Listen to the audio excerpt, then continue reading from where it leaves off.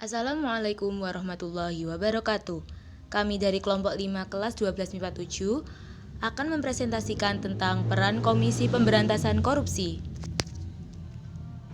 Komisi Pemberantasan Korupsi atau KPK adalah lembaga negara yang dibentuk dengan tujuan meningkatkan daya guna dan hasil guna terhadap upaya pemberantasan tindak pidana korupsi. KPK bersifat independen dan bebas dari pengaruh kekuasaan manapun dalam melaksanakan tugas dan wewenangnya. Komisi ini didirikan berdasarkan kepada Undang-Undang Republik Indonesia Nomor 30 Tahun 2002 mengenai Komisi Pemberantasan Tindak Pidana Korupsi. Dalam pelaksanaan tugasnya, KPK berpedoman kepada 5 asas, yaitu kepastian hukum, keterbukaan, akuntabilitas, kepentingan umum, dan proporsionalitas. KPK bertanggung jawab kepada publik dan menyampaikan laporannya secara terbuka dan berkala kepada Presiden, DPR, dan BPK. Peran KPK tingkat kabupaten.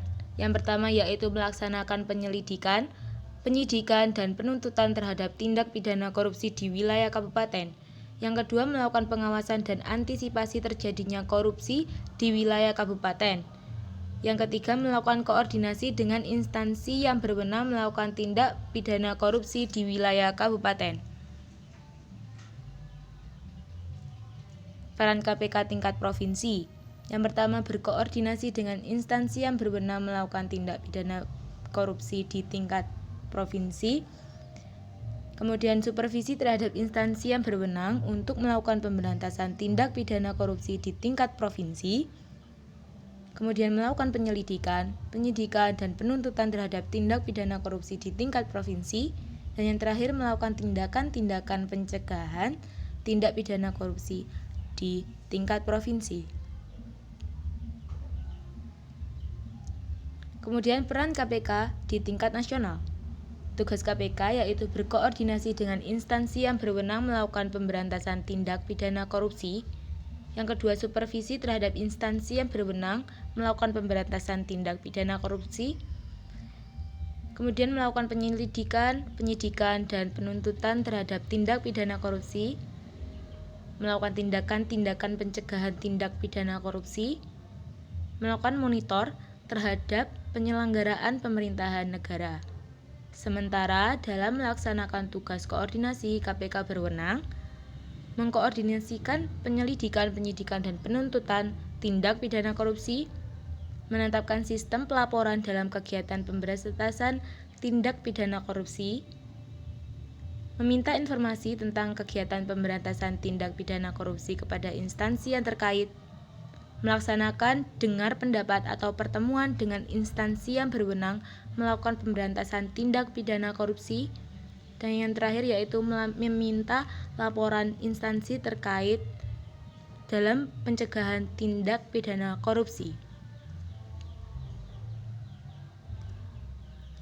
Kesimpulan peran KPK.